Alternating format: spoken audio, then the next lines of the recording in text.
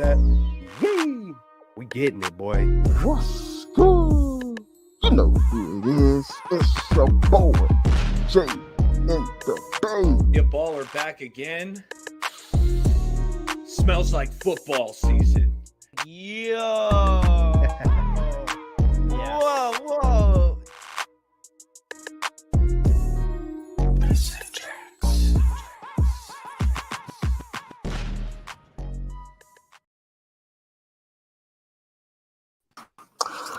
Faithful Niner Empire. What's good? Welcome back to another edition, another episode, another Victory Monday with my bros. We got Celts, we got Bay Area Baller, we got Amin the Dream. The whole crew is here to start the show. So welcome back to Straight Out of the Bay. What a time to be a 49er fan. It was definitely stressful watching that game for sure on Saturday night, but hopefully everyone had a great weekend. How is everyone doing? Quick round table. Amin the Dream, how are you doing, man? I'm doing good. You know, Mondays obviously start the start back of the school week. You know, obviously people going back to work on Mondays, but I mean, it's definitely a better Monday when your team gets a W on the weekend and gets to see another week. So can't complain. Doing well. No, absolutely. How you doing, E? Hey, I'm feeling good. You know, I think that game took a couple years off the back end of me, but hey, we'll be all right. Niners got the dub. That's what matters. Happy to be here and talk ball. Yeah, man, I think I'm right there along with the mean and baller. Like, my heart was pumping through that game, man. But, it let me know I'm well and alive. And, man, sometimes life does get stressful. Today was one of those kind of days. But, hey, man, I'm here. It's good. It's finishing off the right way. So let's get it. Victory Monday. Regardless, a dub is a dub. That's the way I'm looking at it. But we'll get into it. No, absolutely. It was not a picture-perfect performance, to say the least. The 49ers do end up winning, though, 24-21 over the Green Bay Packers. The Packers gave us all we could handle, that's for sure. I know we weren't hitting on all cylinders, but we'll definitely get into that. I got to say, what's good to everyone that's in the chat right now. We have E. Kim, we have Jesus, Mr. Laidback, we got Brandon, Raphael, Daniel. Appreciate everyone that's tuning into the stream right now, whether you're watching on Jay in the Bay, Celts, Amin the Dream, Bay Area Baller, or Straight Out of the Bay. We appreciate all the support. Make sure you hit that thumbs up button. Make sure you subscribe. But fellas, we got to talk about this game, and I wanted to get your general overall thoughts about the game.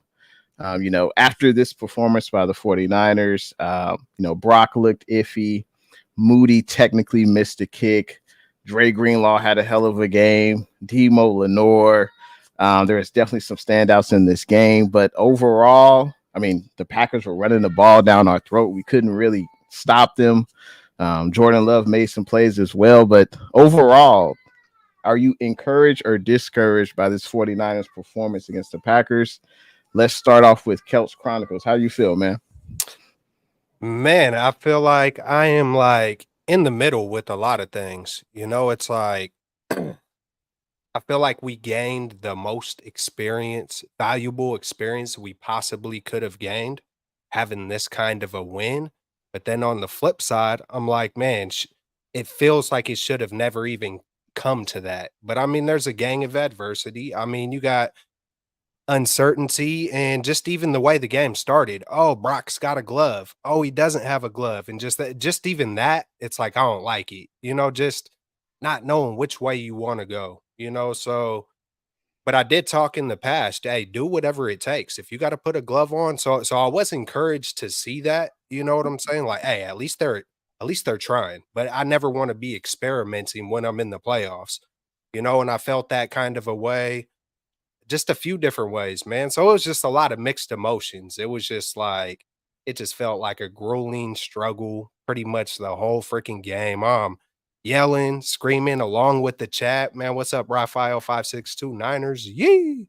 So, man, it was just It was all over the place for me, man. It was, I threw on Twitter. I was like, man, I threw a prayer out. I think that's the first time I ever prayed for football, just out of respect for, the way I go about my God. So yeah, I got desperate, bro. I got that desperate. I can't remember exactly when it was, but yeah, just a lot of things, man. Just generally, it was like it was good to see Brock Purdy, do what he did at the end, and then there was a lot of questionable things with Kyle Shanahan. It was just, it felt like there was so many times during the year where we would see like Brock Purdy where Kyle would even get creative just even in details with the way Brock Purdy is rolling back, whether that's the southpaw drop back. I know y'all seen it quite a bit.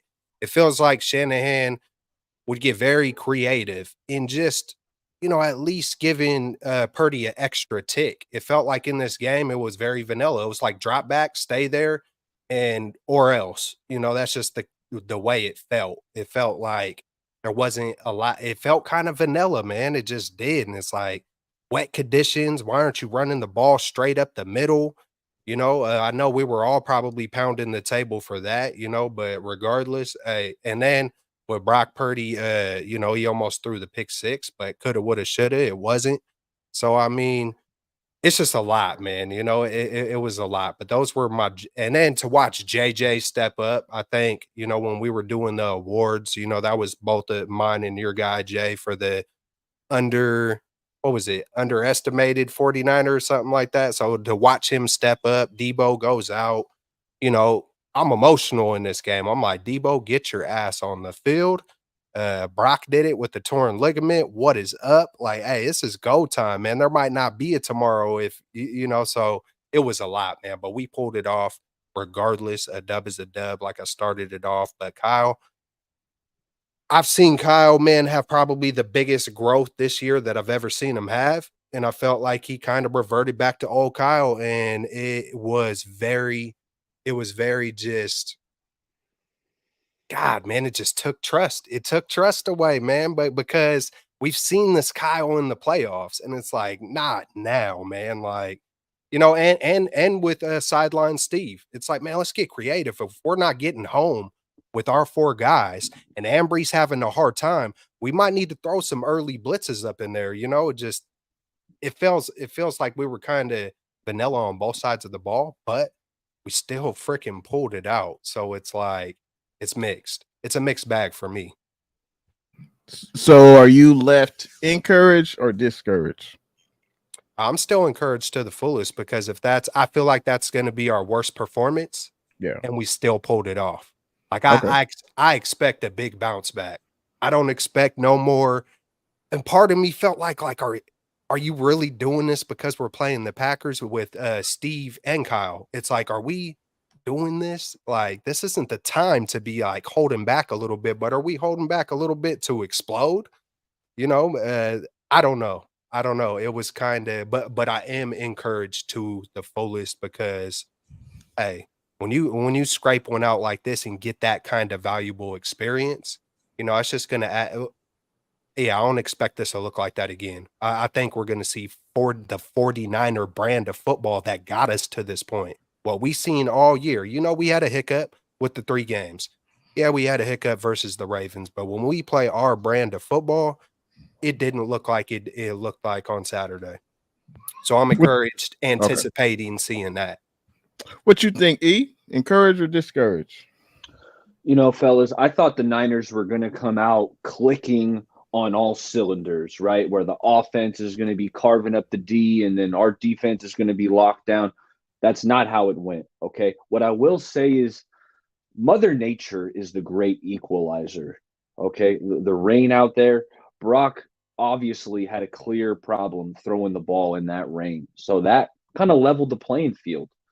That being said, and then with the glove, fellas, when he came out with the glove, instantly that made me nervous because I'm like, the rain is in his mind. I hadn't seen him play with the glove all year. It was raining in Cleveland. I didn't see him have a glove on. So as soon as the glove was out there, I was a bit nervous. So am I encouraged or discouraged after this performance? I would say ever so slightly discouraged. I thought the Niners were going to come out clicking, kind of rout the Packers. That's not how it went.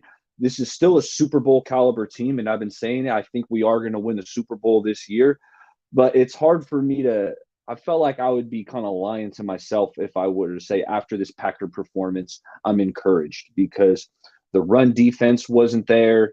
You know, Kyle Shanahan, I know we're going to talk about him, but I was disappointed in some of his decisions. So ever so slightly, I'm discouraged. Obviously, there were some concerns on Sunday, but here's why you should be encouraged. Number one, obviously, if you look at this game, we were struggling that entire game.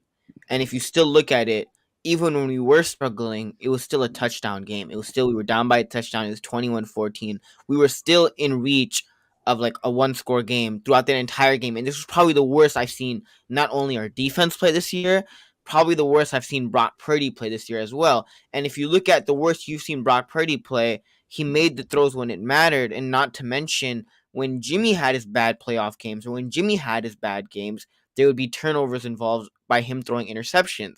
Whereas Brock Purdy, he didn't do that. Now, you could say there was a dropped interception that Darnell Savage could have caught when he had that glove on. But Jared Goff also did that literally the next day after in the red zone. He threw a dropped interception. So quarterbacks do that. It happens, right? But with Brock Purdy, even in his worst game, he still didn't turn over the football. Even in the defense's worst game, it was still a one-possession game. The ball game was in reach. So thinking of that, I would say there are certain things that even when this team was playing at its worst, they still had multiple opportunities in that game to end up coming back, if not winning that game, and they did winning the game. Now, were there things that you should be concerned about? Obviously, defense. Eric Armstead coming back, you expected that run game to be, defending the run to be a lot better, and Eric Armstead, a lot of guys struggled. Now, he is coming back from injury. You saw Sebastian Joseph Day in there in the first half. There wasn't really that much of a difference, but we were struggling stopping the run. That wasn't a great thing defensively. Ambry Thomas, bury a ball. You said it before the playoffs started. He's a little bit of a liability out there. I don't know what the Niners' other alternatives are. And one thing that you saw, especially on Saturday, was Kyle Shanahan, most of the time, even in a rookie that did play well in Jair Brown, he still decided to go with the Logan Ryan, who had that experience, who struggled on Saturday. So Ambry Thomas, most likely Niners fans, he will be playing for the remainder of the playoffs, and he will most likely, if we make it to the Super Bowl, he will be the starting cornerback in the Super Bowl, which is definitely concerning because next week he got a tough matchup in Amon-Ra St. Brown. But Ambry Thomas, I was literally screaming at my TV because it felt like every single time they would get into third and short or something like that where we had to get the Packers off the field, Ambry Thomas pass interference, Ambry Thomas penalty. And sometimes, even on that deep throw that I think Jordan Love threw it deep, Ambry Thomas was in great position. But then he ended up, not turning around, and the ref calls defensive pass interference. Like, you made the play, but then, you made a little mistake, and then that ends up costing the team. And luckily, I don't know if that ended up in a touchdown. I think that did, or ended up in a field goal. But, I mean, those little mistakes, you got to clean up Ambry Thomas. Ambry Thomas, the next couple of weeks, the Lions with Amon-Ra St. Brown, the Ravens and Chiefs, Chiefs or whatever, but the Ravens, they got Flowers, they got Odell Beckham, so you got tough matchups, man. So you got to, Niners, you got to figure it out, because Ambry can't be a liability, because if teams realize that, you just target him the whole time, and, that's ugly. But there were obviously things to be concerned about. Kyle Shanahan, literally, Greg Olsen said in the broadcast, Kyle Shanahan wants to run his offense. It doesn't matter what the defense is giving him. It doesn't matter if the defense is stacking the box. Kyle Shanahan wants to run his offense the way that he wants to run his offense, regardless of what the defense is giving him. That's literally what Greg Olsen said on the broadcast. Yet Kyle Shanahan, with Christian McCaffrey averaging 6.8 yards per carry, decides to literally drop back with Brock Purdy like he did with Matt Ryan in the Super Bowl. That's what it felt like. It felt like he was doing the same exact thing with Matt Ryan that he did in the Super Bowl, where he completely abandoned the run and he kept dropping back. Kyle Shanahan. I mean, can I jump in? Because I agree with you 100%. But I was extremely nervous. The first possession the Niners had, 4 out of the 5 plays, Kyle went empty formation. Yeah. It's like we got Christian McCaffrey leading the NFL in rushing, and you're going to completely remove that threat. Yeah. Everybody watching, the defense, my grandma, me, you, everyone knows it's a pass play because there's no running back in the backfield. And Christian McCaffrey kept moving out, and he kept motioning out, and like honestly, like, and you knew, like, even watching at home, you knew it was a pass play. But that's the thing that irritated me a little bit, because I'm like, Kyle, I get it late in the game if you need to do that, right? Like on that Brock Purdy game-winning drive, fine, you want to throw the ball, that's understandable. But there was moments in the third quarter, even after the Christian McCaffrey touchdown, where Kyle just kept dropping back. And I'm sorry, Kyle, I don't care if Deebo Samuel got hurt. You still have other playmakers, and you freaking have Christian McCaffrey. Like the Jawan Jennings run, it didn't upset me that it didn't work. What upset me with the Jawan Jennings run is that Jawan Jennings freaking runs a 4.71 40. Like, even if it was Ray McLeod or whoever and the play got blown up, fine. I think George Kittle didn't make the block, or he got destroyed on the block. Even then, look at your personnel in that situation. You have Jawan Jennings, who runs the slowest 40, and you have Ray McLeod, who's faster. You have Danny Gray. I don't know if he was playing, but you have options that, are better suited for that play, yet you decide to use Jawan Jennings in that specific moment. I'm not upset that it didn't work.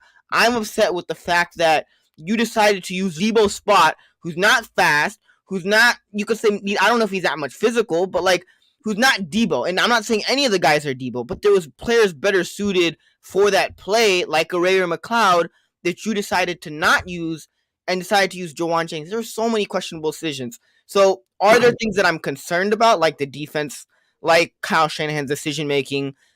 But are there things to be obviously encouraged about that, this was still Brock Purdy's worst game. Everybody in the national media is saying it. The defense's worst game that we've seen probably this entire season, yet you were still in one possession down. I mean, to still have an opportunity to come back, in which the Niners ended up doing, to be only down one touchdown and playing your worst game, and to still come out and end up winning it, that's there's some things to be encouraged about that. And on top of that, we've also seen when this Niners team has their back against the wall, when there's people doubting them, because you look at on the national media today, all those guys are like, the Lions might give the Niners the work. The Niners, they weren't the better team. As much as I don't think they played the best on Sunday, if we're really being honest, I think the Packers played better football on Saturday, if we were talking about who played better. But at the same time, it doesn't matter, because whoever gets it done when it matters, and that's what the 49ers did. But when this team has its back against the wall, or when people are talking bad about them, or when there is doubt, the Niners 99% of the time come back and they answer our doubts or our question marks in a dominant way. You saw that in the bye week coming out against the Jaguars after that 3-game losing streak. So we've seen it this year. We've seen it last couple of years with Kyle Shanahan. So there are things to be encouraged about, but there obviously are a fair share of concerns as well. So it sounds like you're cautiously encouraged. Is that correct? Yeah, probably. Okay. Hey, man. Hey, well said by all of you gentlemen. I gotta say, what's good? We got some more people that's in the chat. We got Niner Sickness just checked in. Bryant Cope is in the building. We got Bebop Jones. We got Kudo. We have Pule, SF 49ers, also a Lakers fan. We got Mick in the building. Don, Sacrifice TV Gaming.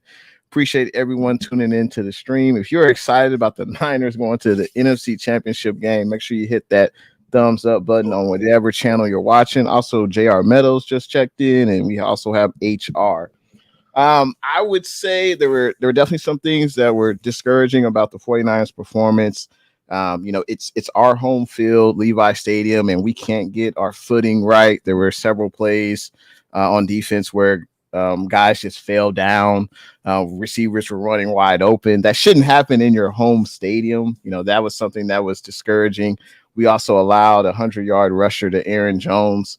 That was discouraging. But there were also other parts of the game that I liked. We were able to slow down the Packers. Like I've been saying it all year, this defense is a bend but don't break. We'll allow you to get some yards. We'll allow you to go down the field. But usually we stop teams from scoring. And that's what we did in the first half, only allowing the Packers to get 2 field goals. So I think that was a huge plus. The defense kept us in the game. If the Packers would have scored 2 touchdowns, I think, this game could have had a different outcome. Also, we were able to get this comeback win without Deebo Samuel. I think that was a huge plus. Hopefully he can play next week. And the 49ers capitalized on the Packers' mistakes. Dre Greenlaw getting those 2 picks were huge. And also there were timely stops on third down by, let's say, Nick Bosa rushing Jordan Love, and Jordan Love having to force a throw that he didn't want to throw at that time. Javon Hargrave had a huge one. I think it was in the goal line where he just did a swim move past the blocker. I think it was a guard, and and that was honestly About that fourth down that, too, that was his Jay. biggest play. That was Yeah. that was his, Greenlaw? yeah. Greenlaw? Yeah. The one I'm talking about was Hargrave, where I think it was 3rd and 9. It might have been in the goal line. It was in the first half. And I'm not sure if that was either the Packers' first or second field goal attempt, but Hargrave made a hell of a play. Honestly, that was the biggest play or best play I saw from him. But I would say overall, I'm encouraged. We got the dub. Shanahan is now 1-31 when his team trails the fourth quarter. So I think that's huge. And this is also the 4th time in the last 5 years that the 49ers are in the NFC Championship. So definitely not a perfect performance, not at all. But, we did some good things, but we definitely have room to improve. And as E mentioned earlier, I think the weather did play a part in the game. I mean, Jordan Love was missing throws as well. We saw Brock Purdy, I think, in the middle of his drop back, try to dry his hand off. We don't want to blame the weather, but it's part of the game. Both teams have to, play with it. But, it did affect the game. I think it did. And it's something Brock's going to have to work on. Yeah. Brock, he's got to learn to throw the ball, when it's wet, because this ain't going to be the last rain game he's going to get in his career. So that's something he's going to have to figure out. And it was discouraging to see when the glove came off later on. Like I seen a couple of throws where it looked like the ball was sticking to his hand, where it wasn't coming off the way he wanted, and that's why you seen some of those incompletions that they show the replay, and I'm like, it's almost too much grip now. It's just like, I don't know if you could learn that one, man. But hopefully they could try to figure something out because more rain games will be coming, and typically it's going to be playoff time. Facts. You're muted, Jay. My bad. Looks like we got a super chat. Hot diggity dog. Not sure what channel this is on, but somebody is $20 richer. HR says everybody is coming to the East Bay Ballers crib this Sunday. Give me your favorite food choices at a game day party. Hey, for me, it's pizza. Easy option. What about you, Amin? What's your favorite? Some nachos, throwing some wings, some buffalo wings with some ranch, Hey. But yeah, probably those two. I mean, y'all just said it all, man. I might as well try to take it up a step and say some tri-tips. Get the barbecue going in the wintertime. Why the hell not? I like all that. What I'm gonna add are the dips. I like a guacamole. Give me a sour cream and onion. And hey, with what you guys brought, that's a fiesta. Hey, absolutely. Appreciate that super chat. Always appreciate it. Let's get into the head coach. We got to talk about Kyle Shanahan. Obviously, he's going to be heavily criticized based on the team's performance, his play calling, not running the ball as much as we should, as much as we think he should. His clock management at the end of the first half. Who wants to tackle that right away? The clock management, just to set it up, we forced a punt, I believe, we force a punt. We get the ball back, and we have the ball with 4 minutes to go until halftime. So who's really passionate about that? Go for it. What are your thoughts on Shanahan? You get the ball with 4 minutes left before half. That is plenty of time. Shanahan ran the hell out of that clock. He ran way too much time off the clock. You couldn't even get your rookie kicker to like a manageable field goal. Not only that, it's like Shanahan was playing for a field goal. How about you had plenty of time to go get a touchdown? So I it was so it was weak. It It's was like we had Jimmy. It's like we had Jimmy all over again. That's what it. But not because of Brock. It's like all the trust that he put into Brock during the year. It's like that's why I said it felt like we got old Kyle again. Start double thinking, a lukewarm, just and I just want to touch rope because that clock management and his thing was well on the second play before the half. I did have a play designed for a uke, but it just wasn't there or something like that. It's like bullshit, man. It's like, come on, man. It's like it was slow. We don't even have a 2-minute offense. I don't think they practice it. We never see no hurry up. It's the set. It's like, dude, you said you were scheming up the game plan in the second quarter of the Dallas game. You had what? How many days more to prepare for freaking the optimal game plan, no matter who the opponent is? You know it's gonna rain. You have all this time to cook. I'm over here thinking like, oh man, Shanahan, he's done stepped his game up this year when we got time to cook, watch out, and then to run it with JJ coming out of halftime. My other thing about that run was we're already down Debo. So let's just experiment with JJ and do something we've never done with JJ before. And when you run something like that, I mean, you could get hurt on any play, but a wide receiver got more of a chance to get hurt running something he's never run before with the D tackles and defensive linemen coming right there to hunt you down instead of being in space. Man, could you man, I don't know, man. It was a lot of it was weird. And what made it even more frustrating, Kelch, is we've seen Shanahan do this before. It's like, what about learning from your mistakes, right? It felt like he was replicating the Super Bowl against the Chiefs before half, right? Where it's just he mismanages the time, and then you don't leave yourself enough time for this offense to actually go out and get points. So that was definitely frustrating. And then the empty sets, just to go back, because I wanted to piggyback off a few of you guys. I didn't want to cut anybody off, but the empty sets, not only are you declaring we ain't running, you're also declaring Brock Purdy has minimal freaking protection. You know what I'm saying? It's like the last game we lost was because of him being hurt. It's just I can't believe we came out with the win. And man, it's just like the arrogance or the lack, just something, just everything we used to talk about in the past it feels like it was kind of gone this year.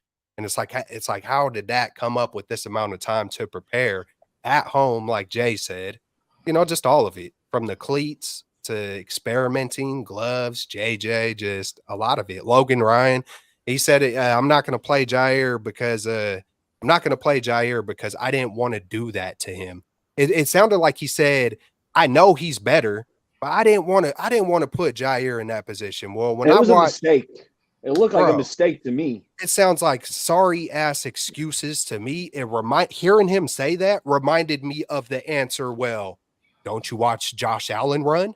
Don't you watch the Bills? It just felt like arrogant Kyle again, man. I think he wanted to go with the veteran. I think what he saw from Jair Brown, he wasn't impressed with before. It was either his decision or it was sideline Steve, but I think he wanted to go with the veteran. Obviously, that wasn't the right move, though. Yeah, but my thing is, we bring in a veteran, we bring in this vet, right? But he hasn't been integrated to the team. We don't even truly know Logan Ryan, right? Like, yeah, he did what he did in the past. I mean, it's hard to trust. They don't really know this guy. And one of the things that John Lynch loved about Isaiah Oliver, yes, he gets burnt, but that man would run through tackles. That man would give his all to tackle. When I seen him completely not just whiff, because if you whiff, hey, you could get burnt by somebody, but it looked like he moved up out the way. I don't know if you guys seen the all 22 of him just almost like he was scared or he didn't want to run. Talking about Logan Ryan on Aaron Jones? Yeah, man, I believe so. And it was just all I could think of. Jair Brown would have gave his whole heart and soul for that tackle. And that's the Niner way. They want you to run through people. And just watching that was just Is that an indictment on Jair Brown, a guy that you drafted the first pick of your draft this year, and he's been with you all these months in camp, preseason. You've seen him all year, and yet you kind of throw him to the curb to pick up a guy who's been on his couch, the entire year up until 3 weeks ago. You got to have somebody else, right? But I think this is Right. all just. I don't think it's an indictment on Jair. I think it's Kyle Shanahan was maybe had way too much time to think on all this stuff because we seen it. We seen it in the game. There was multiple times where he did where he was thinking too much, with the clock management, with the JJ, with the Logan Ryan, with the whether he got tight.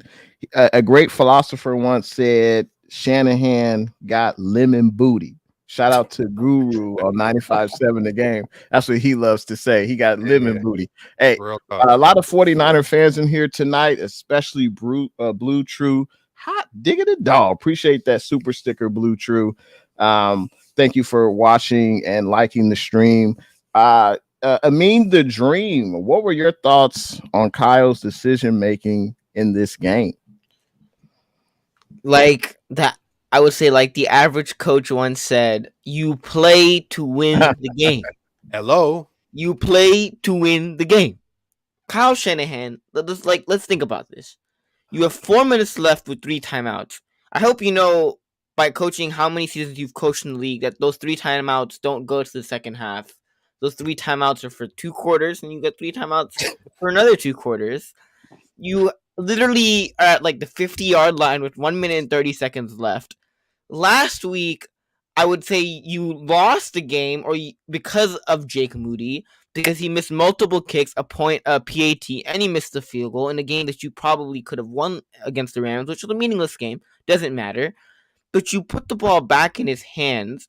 You don't use the timeouts. Kyle, I don't think Kyle, he overthinks. And what Kyle's decision making in that moment was probably, I don't want to give the ball back to the Packers. Kyle, when there's 1 minute left or 50 seconds left, Jordan Love isn't throwing it 30 yards down the field and trying to score a touchdown. What is he probably going to do? He might throw 1 or 2 passes, maybe incompletions, maybe completions, or they kneel it out. At probably the most likely scenario, they kneel it out with 50 seconds left. Kyle Shanahan, there was an interview that came out with Kyle Shanahan where someone literally asked Kyle Shanahan, hey, Kyle, why don't you throw Hail Marys and try to score a touchdown at the end of halves? And he said, because if my quarterback throws a Hail Mary and ends up an interception, I don't want to ruin his confidence. Don't you think a guy like Matt LaFleur or someone else like that, like a coach in the league, probably has some sort of a similar mentality as you, especially in a playoff game? Like, he doesn't want to throw a pick. With 50 seconds left, Kyle, instead of being aggressive and trying to win, you played conservative and you said, I don't want to give the ball back to the Packers. That was probably a thought process there. I could be wrong, but that's not how you coach, Kyle. That's not. And these are the moments where it matters. If you pull that crap in a regular season game and you end up losing, you still live another week. But if we're being honest, if we lost this week, Kyle made multiple questionable decisions. Running empty sets offensively. Christian McCaffrey scored a touchdown. You literally had maybe a 5-play drive where Christian McCaffrey scored a touchdown, and then you continued with empty sets drive after drive after drive. What is that thought process? I don't get it. That's literally what you did in Atlanta to lose the Super Bowl. And what irritates me more is not the fact that you make the mistake, because mistakes are cool because you have an opportunity to learn from them. But when you hear Kyle Shanahan in press conferences, even after the game, there's guys asking him, did your game plan change with Deebo Samuel? He never, the thing about Kyle is that he never accepts and acknowledges his mistake, right? So, even if they ask him about whether that might be, you had 3 timeouts left, why weren't you being aggressive? Oh, we just felt like it was the best scenario. We did the best. It's never, you know what? I effed up in this scenario. I admit that I was wrong in this scenario. We got to do something better. We got to make an adjustment. It's literally the same exact thing. And it's never him holding himself accountable. And that's the thing. Now, I know this is a little bit of a sidetrack, but that's also one of the reasons why I think Adam Peters left. Because I think Adam Peters left because he knew with Kyle Shanahan that he wouldn't have as much control, even if they gave him the general manager position, that he wouldn't have as much control as he has in Washington. And that's probably one of the reasons why he left. I'm not saying that is the main reason, but that might be one of the reasons why he did end up leaving, right? But Kyle Shanahan, the decision making, especially in the playoffs, running empty sets, not playing to win and putting a touchdown on the board, a potential touchdown on the board with 3 timeouts left, playing not to give the Packers the ball back. There's multiple questionable decisions from Kyle Shanahan. The Jawan Jennings run. Kyle, we call you an offensive genius, but nobody in their right mind, nobody on this panel would start a drive on 1st and 10 and say, Jawan Jennings, Debo got hurt, we gonna use Jawan Jennings on the play. Coming out of halftime? Coming out of halftime and just I thought they script the first 5-7 plays coming out of half. Kyle Shanahan pulled in the script. Kyle Shanahan pulled a Max Kellerman. Game on the line. Who you want shooting the ball, Curry or Iguodala? And he said Iguodala. He said Iguodala. The rookie thing also. Kyle, Ambry Thomas, you played him as a rookie. He sucked as a rookie. Jair Brown, for the most part, he looks fine in the games that he played. It wasn't that bad of a downgrade. So, I really don't understand Kyle Shanahan's philosophy with, the way that he plays these rookies. Ambry Thomas, his rookie year, I'm not going to lie, he was doo-doo. For, most of the time. He was doo-doo, straight doo-doo. Yet you decided to keep him out there. And who did they bench rookie year? De'Amado Lenore, because he made a mistake against the Packers. Look at De'Amado Lenore right now. He's the second best cornerback in the league. Not in our league, and the second best cornerback on our team, right? So, Kyle, you just got to go out and trust guys. I understand the rookies, but, it's kind of this funny thing with the Bay Area coaches where Steve Kerr doesn't trust Kuminga to go out there, or Moody to go out there, and then Kyle Shanahan doesn't trust his young guys, no matter how much the young guys are going out there and doing their thing, or even if they are playing well. It's just this thing with Kyle Shanahan and also Steve Kerr where, I don't care if Kuminga drops 20 in 15 minutes. 5 minutes left in the fourth quarter, I want Dario Saric to come in and play minutes for me. It doesn't make sense no matter, even if that rookie is playing better, you just got to go out there and trust your rookies. Jair Brown played well in the games that he did play. It wasn't an upgrade over Hufanga, but it wasn't that much of a downgrade where it was, noticeable that Jair Brown is struggling that much. He played well. Logan Ryan, that tackle on Aaron Jones was a whiff. He, literally just went in there low effort. I don't know what the hell that was. That was garbage effort. It was a bad angle. But that's the thing, Kyle, that's where you gotta trust your rookies in those instances. You trust Ambry Thomas to be out there, right? So if you trust Ambry Thomas to be out there and he literally, you had 2 drives that your defense could have gone off the field, yet they were still on the field and the Packers still lived to see another down because of Ambry Thomas. 2 drives, at least 2 drives, where with a guy like Jair Brown, who's had interceptions on this team, who's made tackles, who's done his thing, you decide not to play him over Logan Ryan. It doesn't make sense, Kyle. That's the thing. I don't care how much of an offensive genius Kyle Shanahan is.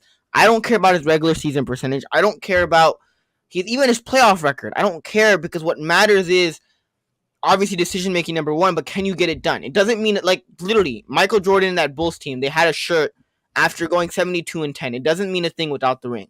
And this team, with how good it's been, with how much talent we have, with how many times we've fallen short, this year you don't have the excuse with quarterback Kyle Shanahan. Brock Purdy's not Jimmy Garoppolo. He literally led the league with number ones in most of the categories. He led the league.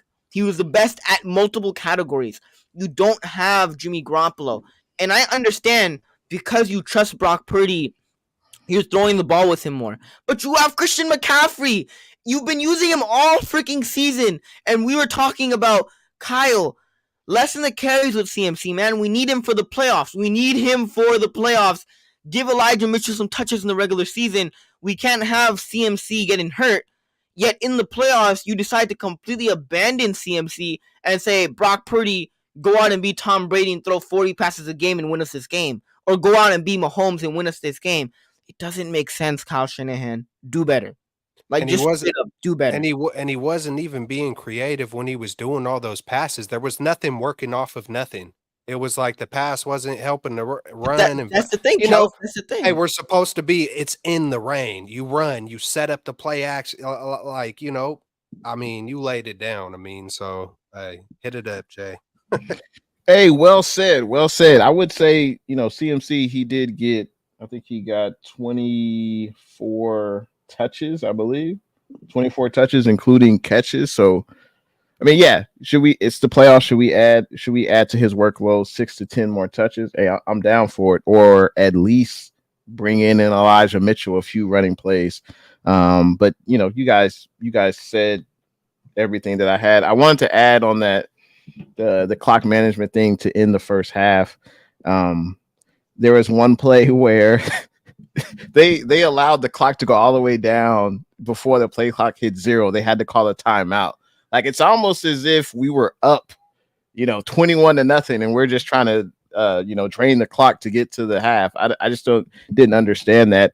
And you don't necessarily have to go hurry up, but you could say, hey, why don't we call 2 plays and we'll huddle up?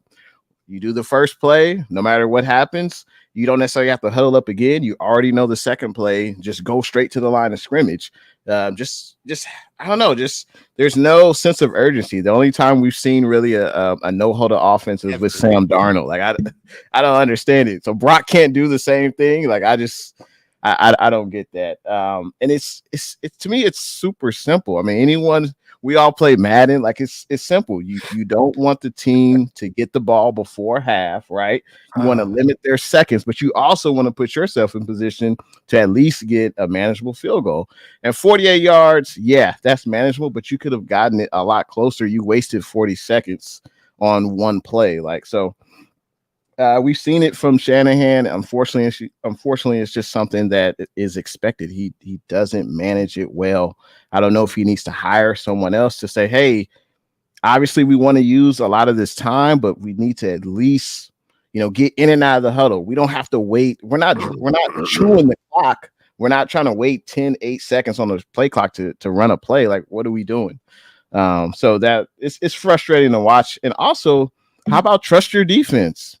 You got Bosa, you got Warner, you got Greenlaw. You think they're going to give up a 90-yard drive with 30 seconds left before halftime? Like, I don't know. It's And Jay, like, what do we do in Madden when, like, at least when I play Madden against dudes online? Like, if I score a touchdown before half, freaking play prevent, right? Like, an event, like, the team is not that desperate at the end of the second quarter. Right. You want to go down and score a touchdown. You still have another half. But Right. instead, Kyle Shanahan played in that mindset. He was like, I'm not trying to give the ball back to the other team. You play to win the game, Kyle Shanahan. Right. Like, that's what I love about Dan Campbell. And as much as would I rather have Kyle Shanahan or Dan Campbell, I would choose Kyle Shanahan any day of the week. But at the same time, one thing that Dan Campbell does have is that he's willing to take those risks, right? He doesn't care. He's willing to roll the dice on certain occasions. And is that, like, I was going to say that, but I didn't want to, right? But, like, he does got that, right? So he's willing to roll the dice. Is it going to work all the time? No.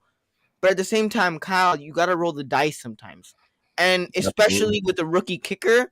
And that's the funny thing is that, like, with Jimmy G, like, if you had Jimmy Garoppolo, you try to take the ball out of his hands. With Jake Moody, he hasn't been, like, I'm not saying he's been awful this year, but he also hasn't been great. Would I trust Brock Purdy in that offense to go out and put out points in the second half, or do I trust Jake Moody to make a 48-yard field goal with wind and rain? Especially looking at the circumstance with 3 timeouts, 130 at the 50-yard line. Like, Kyle, do better, please. This is when it matters. I don't care about the regular season. This team is too good, and this year you seriously don't have excuses. There's no Jimmy Garoppolo on this team. There's no player that you could say, you know what, that's holding you back, Kyle Shanahan, because you had a Jimmy Garoppolo, because you had this, or because you had that.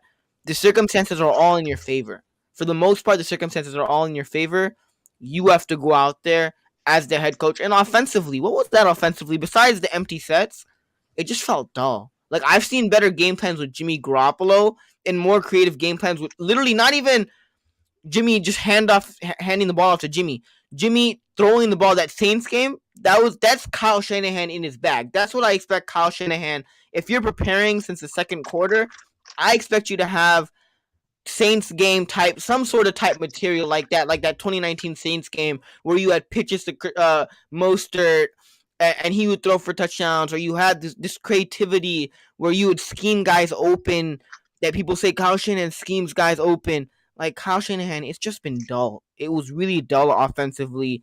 It literally reminded me of that Falcons Super Bowl. What you did in that. Hey, hey, in defense of Shanahan a little bit, I mean, let's be real. Purdy was off. This was one of his worst games that I've seen in a red and gold uniform. I would say like the first 3 quarters. But then He hit why some continue throws. to throw it then, Jay? Why continue to throw it instead of using Christian McCaffrey, who we've Yeah, been saying keep him healthy for the playoffs? This is literally the right, best time to use him because this is when it matters. right. No, that's fair. So obviously CMC had that long run of 39 yards, right? He had the 2 touchdowns. If you take that away, I believe he had what? I think he had 16 carries on like 50 yards.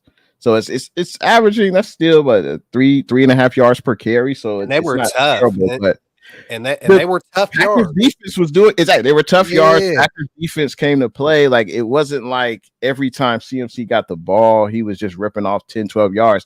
That's what it felt like Aaron Jones was doing. Honestly, like he had holes that were open and he was making guys miss. But hey, you can't really defend not giving the offensive player of the year a MVP type guy in CMC enough carries. Like it's kind of hard to defend not doing that, but fair points all around.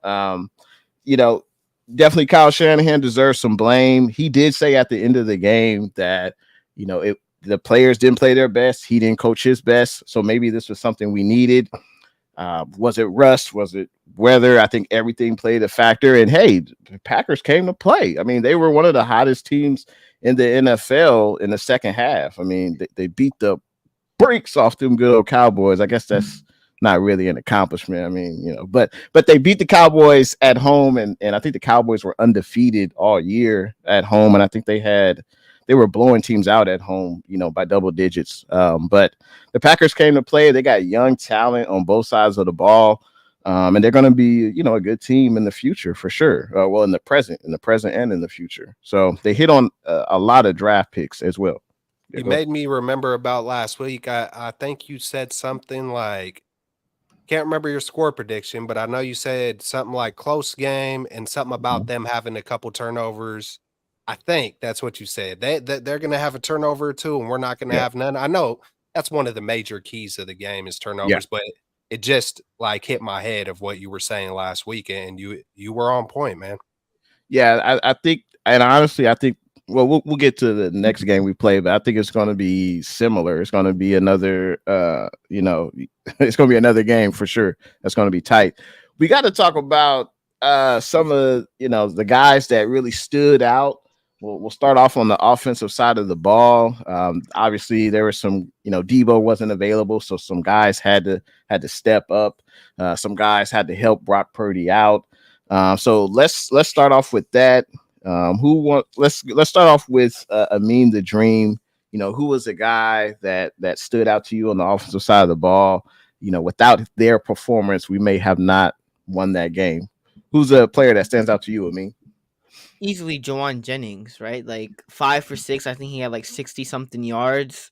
It felt like he converted 4 third downs. He caught 4 third downs, and we ended up converting and live to see another day and another down. But Jawan Jennings would probably be the MVP of the offense. Purdy didn't have a great game. Christian McCaffrey was obviously great. You could say he was another MVP, but Jawan Jennings on crucial downs, on third downs to give the offense another play and another down. Jawan Jennings, if he didn't make those catches and he didn't step up in the way that he did, I don't know if the Niners would have won this game. So Jawan Jennings, he deserves some props. Props to Jawan Jennings for what he did on Saturday.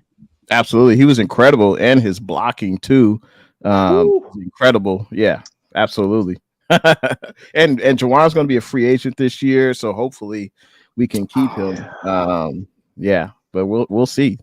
He's definitely earned that next contract. And what you think, E? Who stood out to you on offense? Yeah, I got to piggyback off of Amin because Jawan Jennings was freaking awesome. Not only did he have 4 clutch catches, well, he had 5, but 4 of them were for first downs. but he was getting hit like as soon as he was catching these balls. Like they were catches in traffic, like they weren't gimmies, is what I'm saying. Juwan was going out and making the tough catches, which we've become so accustomed to doing. And I hope he sticks around, but I have a feeling he might get priced out kind of similarly to what happened to Kendrick Bourne. But let's not, I don't want to go there yet. Juwan's ours right now. So shout out to Juwan. But next up, I gotta say what's up to George Kittle.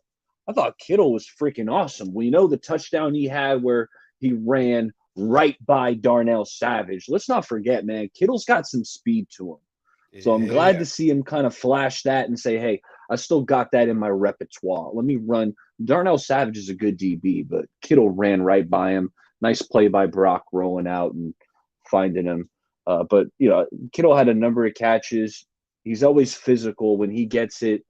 You know, he's almost, when he catches it, it's almost like he's looking for contact sometimes. He's looking for someone to run over. So Kittle was awesome. And then, you know, I'll shout out, I thought Jake Brendel had a good game. You know, he was my most underrated Niner when we did our awards show last week.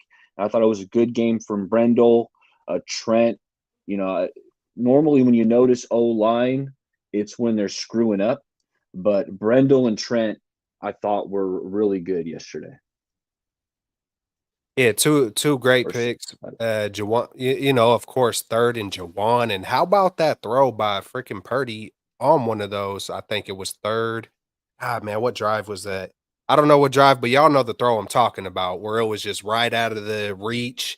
It reminded me of one of the throws versus Dallas earlier in the season, where just, you know, just it's a game of inches, you know, sometimes. But I see a couple of people, and I was almost upset they mentioned it. I thought I was going to be the only one to mention it, but we see Shay over here and Load the Truth out here, my man. And, you know, I was rooting for him hard in training camp, and I thought by this time, sorry, my man, you know, found out he's family by marriage, but Chris freaking Conley, man, you know, sorry, man. I didn't know if you would still be a Niner at this point, but you showed up in a major way, not because of you, my bro, but, you know, Shanahan does what he does sometimes with guys who we might view as talented. So shout out to him. He made a great catch at a pivotal point of the game. And, you know, big props. He stepped up. I do want to mention the comment by Bruce R. I thought that was an interesting take he had on, you know, when something happens to Debo, why not slide, you know, Mitchell in there and put CMC in Debo's spot? And, you know, I guess it's basically Mitchell for Jawan Jennings, but, you know, I'm sure in some of those packages when you do have Ray out there or, you know, the next wide receiver, Chris Conley or whatever, then that's when you slip. I just thought it was interesting. It was a good, That was, yeah. yeah, I just that idea. So I ain't never thought of that one. You know, we'll see. Hopefully we got Debo, but big props to Chris Conley. Yeah, he showed up big time, even if it was just one catch for 17 yards. You know, it mattered. That was the game winning drive right there. So big shout out to him. No, absolutely. I mean, CMC, I thought he had a pretty good performance. I mean, he put, you know, 2 touchdowns on the board. Those were much needed touchdowns. I mean, every point counts. I'm going to say, in addition to the guys you mentioned, I thought, you know, Brock played under the conditions, you know, in the rain. You know, I thought the offensive line was shaky at times. It felt like he was getting throws off, but he wasn't able to really put his all into the throw because there was a lineman in his face. So I think that added to him being inaccurate. But when we needed that last drive, he delivered. I believe he was 6 of 7 on the last drive. And when we needed him to play his best, he delivered. And this is what people wanted to see. We've even said it on our own show. Hey, sometimes the 49ers can be front runners. You know, we play well with the lead, but how do we play from behind? And, you know, we're basically down an entire fourth quarter. So I just want to say kudos to Brock. I thought he played well. And, you know, how do you face adversity? And I thought he did pretty well in that and leading us in that last drive, especially doing it without Debo. And we know Kyle's game plan, and he didn't really involve CMC on the ground as much as we all think. But I give kudos to Brock and leading us in that last drive. Did anyone else have any other standouts they want to mention? Any honorable mentions? Man, I thought Brock was gonna run that thing in when I seen him. Man, I thought he was taking it. But that run I think is a hella Well, I gotta mention one more. underrated play like that. Or just that man, it was man, It just was hella huge. proud. It was huge, Hella proud of that whole drive. That was the only knock on Kittle was that drop. He tried to turn and he was obviously hella mad. You know what I'm saying? But just we could sit here and nitpick. Hey, you know what? Brock Purdy weathered the storm. You know what I'm saying? With everything against him, it was Brock versus Kyle, Brock versus the rain, Brock versus freaking who is it? Colin Coward and Nick Wrong and freaking Ryan Clark. It was Brock Purdy against the world, Tupac status, and hey, he weathered the storm, man, and he got it done.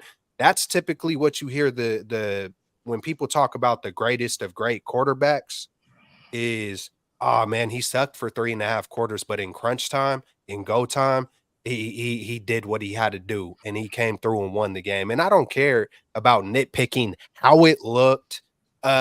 When this guy did it, he had one more completion, and one of his throws went. I don't care about none of that, man. He led a game-winning drive, and then people also talk about the comeback. Well, they had the field goal already set up, so it wasn't a true comeback. Just all those kind of narratives. It's like, we got it done. You know what I'm saying? So, big props to Brock. I think BA deserves some love also because he had that one throw where Purdy he underthrew it and he made a freaking phenomenal catch. Even on that third down on the last drive, it was a great throw by Purdy, but it was kind of low. Ayuk had to dive for it on the ground, middle of the field to make that catch. So Ayuk, even though he didn't get targeted a lot, just like Brock Purdy, when you needed him to make a play, he, game on the line, buzzer beater. He came up and he made the shot for the buzzer beater multiple times on numerous occasions. That low ball that he caught, I think that was also on the third down where it was almost hitting the ground, and I just comes up and he snags it almost off the floor. That's why Amin's a legend. That's why Amin's a legend, because BA absolutely needed some love. That being said, this is going back to Kyle, but when Debo goes out, isn't it like, hey, it's time to feed Ayuk? But apparently that doesn't go through Kyle's head, but BA he's still in the doghouse, like in the playoffs. Ayuk is in the doghouse. He only got 3 targets. Man. The dude's all pro. Let's get him to rock, especially when Debo goes out. But I love how you brought that up because especially that catch with Keyshawn Nixon draped all over him, that's not an easy catch, and it was absolutely clutch. Man, what's up with the creativity? I'm talking to creativity. You're doing all these things with Brock in the pocket, even if it's subtle. Creative stuff. What's up with the routes of Brandon Ayuk? Is it just he goes up and crosses to the middle now? He's one of the best route runners in the NFL. Utilize it. Utilize the whips. All that stuff, man. He's shaking bacon, folks. And I don't know, maybe I got to go watch the All 22 again or whatever, but it's kind of dawning on me now. Man, it seemed kind of vanilla. Utilize the skill of the player to the fullest. Hop up out of your system sometimes, and whatever it is, this will really trick him. I'm going to come out firing in the rain. Who cares about none of that? Man, hey, do what got you there. Do what got you there and get it done, son. No, absolutely. And Brock made some throws where only his receiver could get the ball. I think Keltz mentioned it earlier, the high throw to Jennings where he high pointed the ball. A lot of clutch plays on third down that were executed by Brock. And you mentioned the shoestring tackle by Ayuk, great plays that extended the drive. And Chris Conley, as Keltz mentioned, man, that play that no one really expected him to, I wouldn't say we didn't expect him to make, but for him to be in that position and he was able to catch the ball, secure it, get out of bounds. That was a huge play. So, shouts out to those guys that stepped up when Debo was absent. Because let's be honest, they're saying Debo I didn't even mention it, but Debo. So the news that came out today was there's no fracture with his shoulder, but we know he did have the shoulder injury earlier on in the season. But there's no fracture, no tear, no nothing. It's just, I guess, a pain tolerance thing at this point. So I did want to snitch real quick on Jim Everett the Great and let the chat Mhm. know Mhm. that I think he was wishing injury on CMC Wow. in another chat, and I just wanted to let everybody know that he did say that earlier in the day. What Man, up? that's crazy. Yeah, almost. Yeah, but hey, to each their own. Have at him, chat. Yeah. Oh, he's in here now? Oh, okay. Oh, okay. have have at him, chat. Yeah, but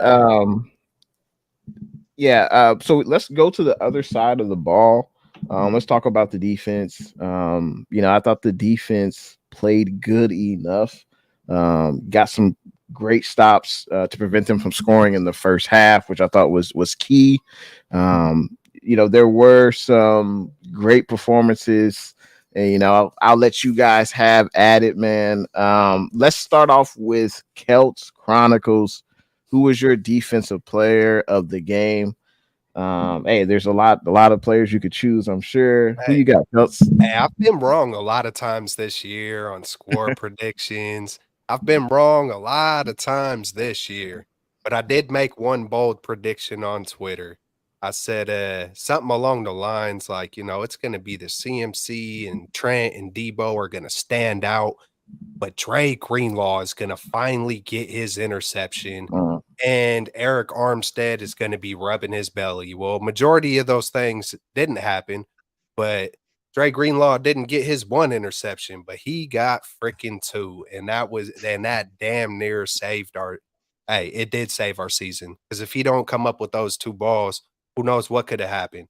And I do want to point back out the 3 drives that you mentioned earlier, Jay and the Bay, when they had the 3 drives in the red zone that, hey, man, to come away with that with 6 points was freaking massive. I mean, the way they were moving, 21 could have been an easy thing. And for it to be 6 instead of 21, incredible.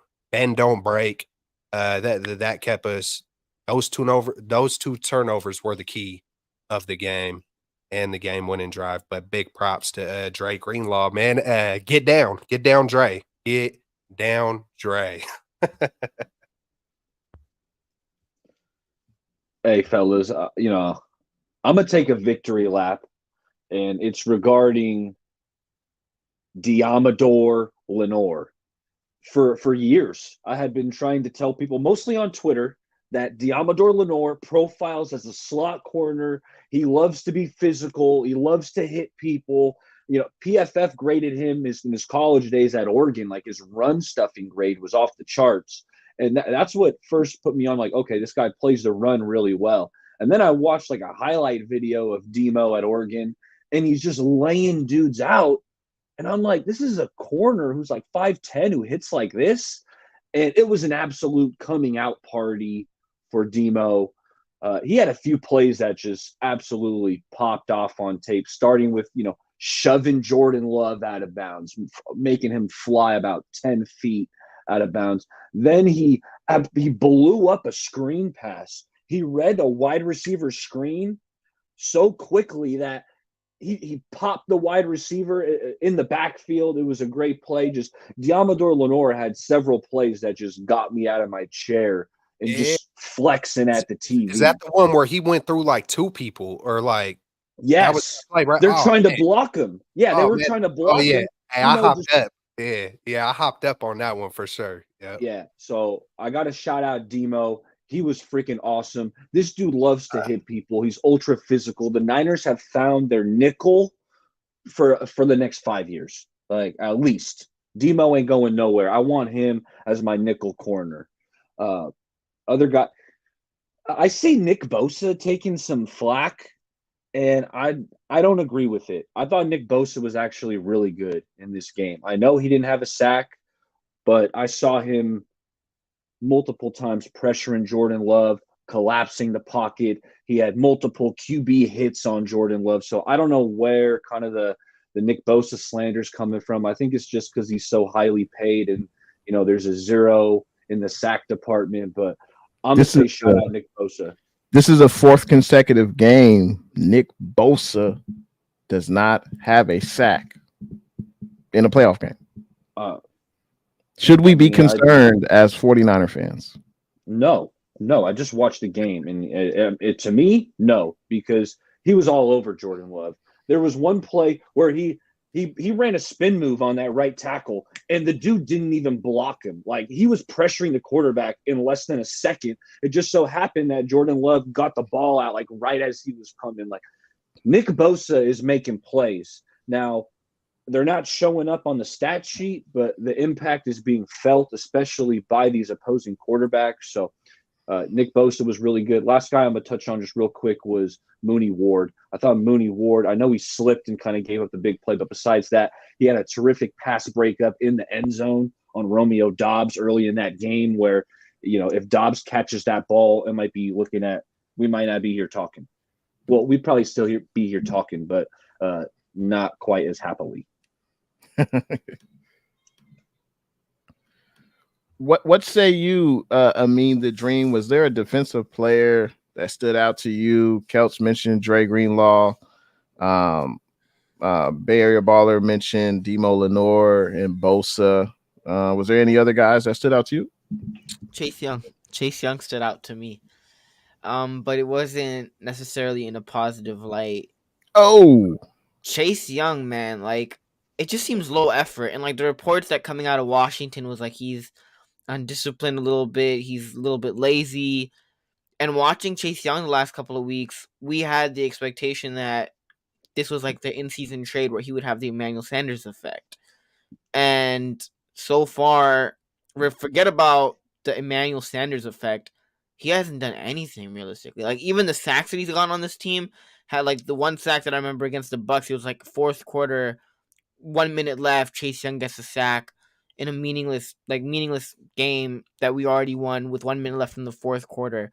It's just low effort from Chase Young. I expect more from Chase Young, and honestly speaking, dude, Chase Young's not coming back next year. Unless you maybe get him for 1 year, 2 year cheap, I don't want Chase Young back on this team because the effort that he puts in is just not there the last couple of weeks. Yes, can he make plays here and there? I expect him to make plays here and there. Like, you were drafted a second overall pick. I expect you to at least, try. Even if you don't put up necessarily a sack a game or get, Nick Bosa pressures, I expect you to at least put in some sort of effort. But watching Chase Young on certain plays, it just seems low effort. Like, I'm like certain plays I was trying to watch, like on certain plays where the Packers would convert on third down and they would show the replay. Sometimes I would watch Chase Young, and like, if he didn't get past the defender or if he couldn't get past the offensive lineman, he would just give up. And it was almost like the same thing every single time. It was like his power rush that he does. There's no spin move. There's no combo. There's no technique. There's nothing like that. It's literally straight. True.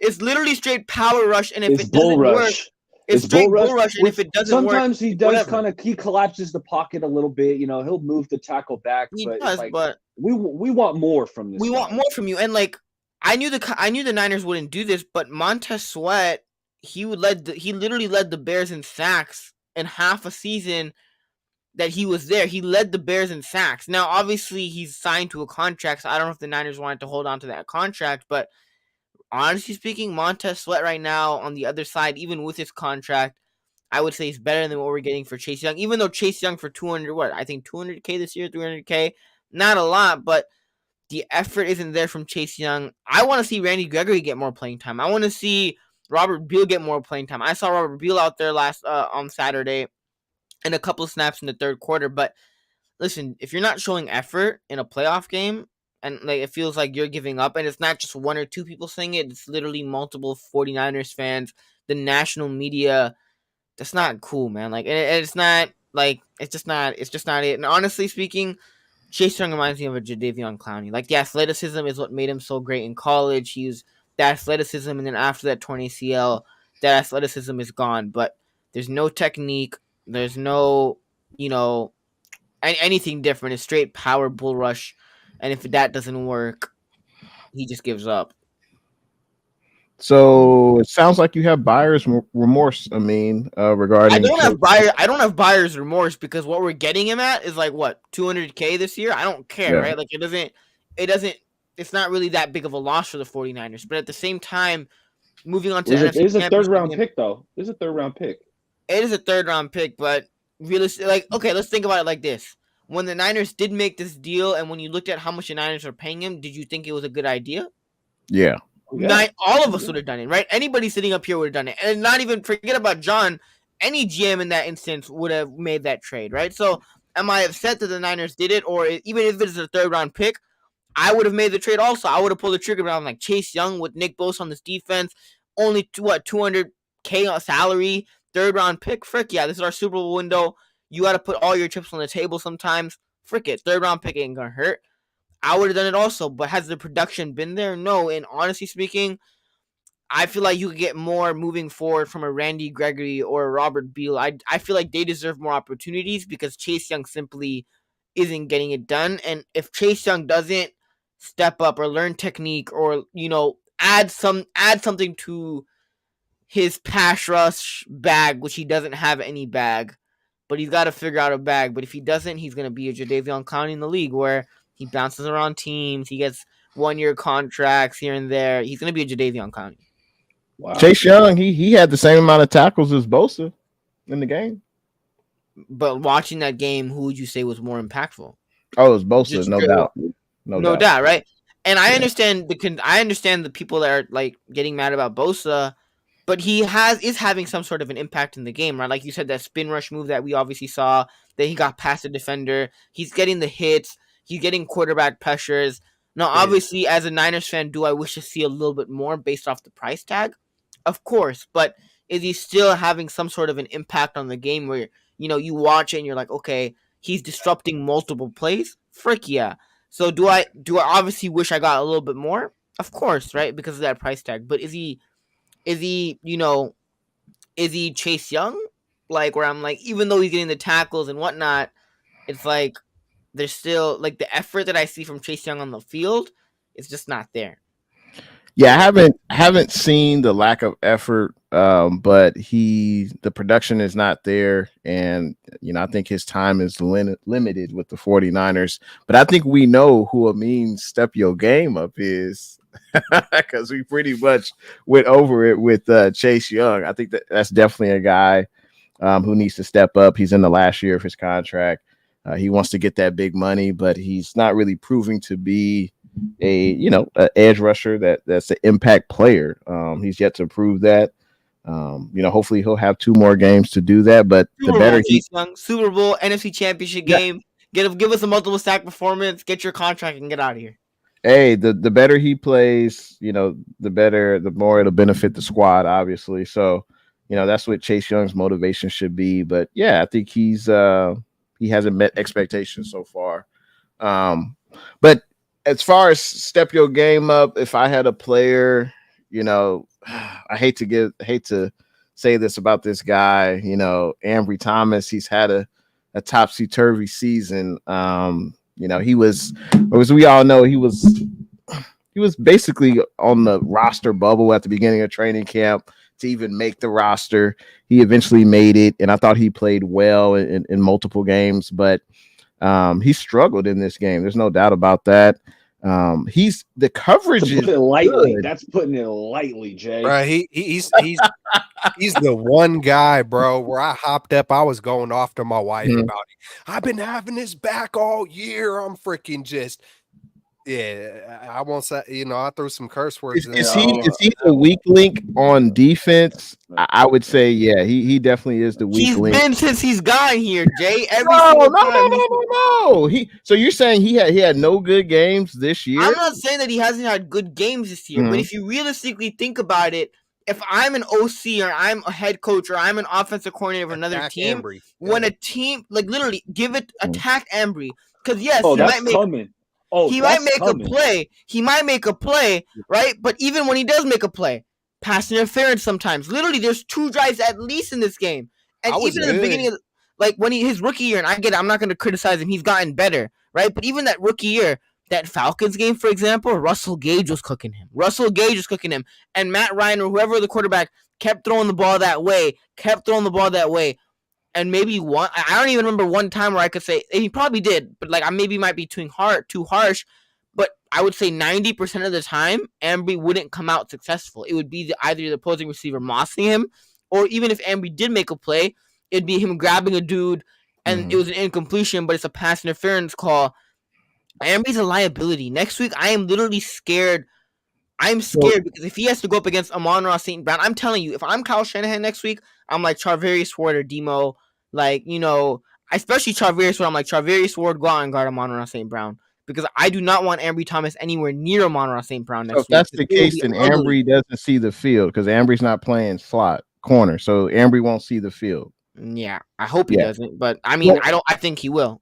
I think the coverage is fine. If we're talking about those two plays where you got the PI, he's there. He's in position. He just panics when he's that close. But to you can't panic. I agree. Those are game turning. Those are like game changing mistakes right there. The first one, he got completely cooked. That's why he held.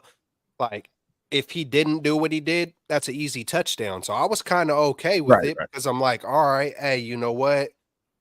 He could have got cooked, but he didn't, and that's why he held on to him. He stopped the touchdown, but he was the one that was about to give the touchdown up. So it's just kind of, I was cool with the first one. All right, I think they got a field goal, if I remember right.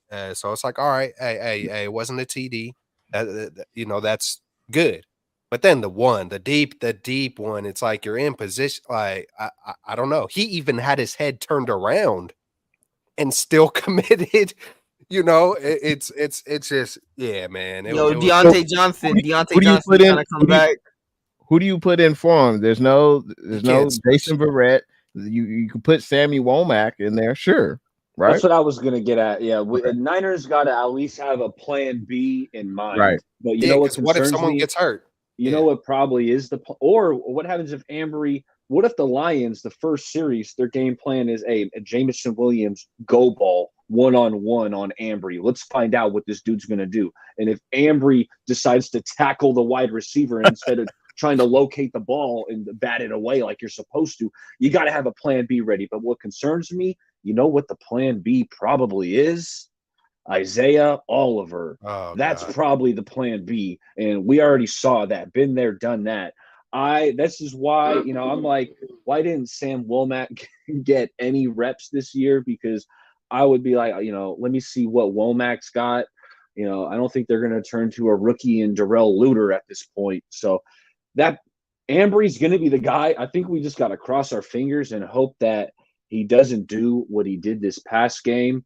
But Niners got to have a plan B ready to go just in case Ambry starts tackling wide receivers premature. I think that's been part of that's been part of the problem.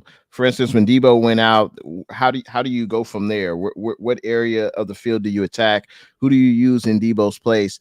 Now, when Ambry played the whole game and he was struggling pretty much the whole game. Now, why didn't sideline Steve take him out? Why didn't Kyle Shanahan say you need to put someone else in? Why don't they trust other guys? I mean, you look at Womack, he hasn't played much on defensive snaps this year, so he technically is a rookie. So you take Ambry out, who's played more snaps, and you put Womack in. Is that better? If it ain't working, right? That's the thing, Jay. If it isn't working and it's like, then you got to do something, right? Like they have the saying, if it ain't broke, don't fix it. But if it is broke and it continues to be breaking even more and more and more, then like it's like you got to replace the part eventually, because eventually, that part gonna break in half or it's gonna be completely shattered. That's why I don't like hating on Ambry, because I've met Ambry before. He's given me a shout out before. I got it on my phone. He's given me a shout out. And I've always thought about asking Ambry to come on the pod. Where's that at? You got to send us the clip. We got to put that up here. That's the thing. Like if I ever he's given me the shout out before, but like that's why I hate crapping on Ambry, because I've always thought about asking him, "Yo, Ambry, you want to come on the pod?" But if he pulls back some of our old clips of us just straight going off on Ambry Thomas, I'm gonna feel like such a bad person. I could never invite Ambry Thomas on my. I beat him up too bad, but I've apologized because he did outperform some of my expectations. But hey, one more guy I wanted to hit on for the bad. hold up. It was, you know what? It was the run D. It was the run D. Aaron Jones kept getting to the edge. And then how about Chase Young? But it also happened to Nick Bosa, where wide receivers are blocking these guys. So come on, Chase Young, Nick Bosa, step your game up. You can't be getting manhandled by crack blocking wide receivers. Like, blow that dude up and then get the running back. So that was one more step your game up. I had to say run D, especially I know we got a Lions preview coming up, but especially with these boys the Lions got, Jahmyr Gibbs, David Montgomery, run D better step your game up. Real talk, real talk. Hey, man, I was defending pressures earlier in the season. Because when I really think about pressures, you mentioned it, Baller, about Nick Bosa. Sometimes pressures create interceptions, or there's a lot of good that can come from those pressures. You getting the quarterback off their spot, and you know what I'm saying. But then the more I think about it, is when Ambry is having a game like he's having, and you're Nick Bosa, you didn't play all training camp. You should have a full tank. That was my big thing in the beginning of the year. He's going to have a full tank. Watch playoff time. Watch playoff time. Man, he's making quarterback money.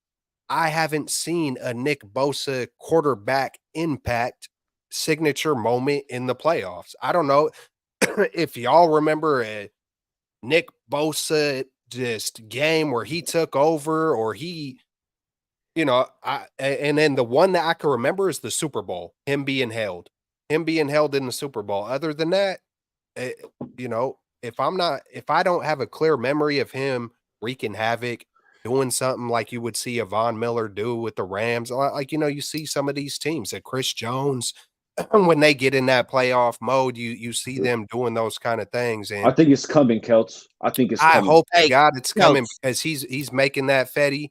He didn't have no training camp. There's just no excuses. Like, It's coming and right here. especially that's where we put all our investment on this D line.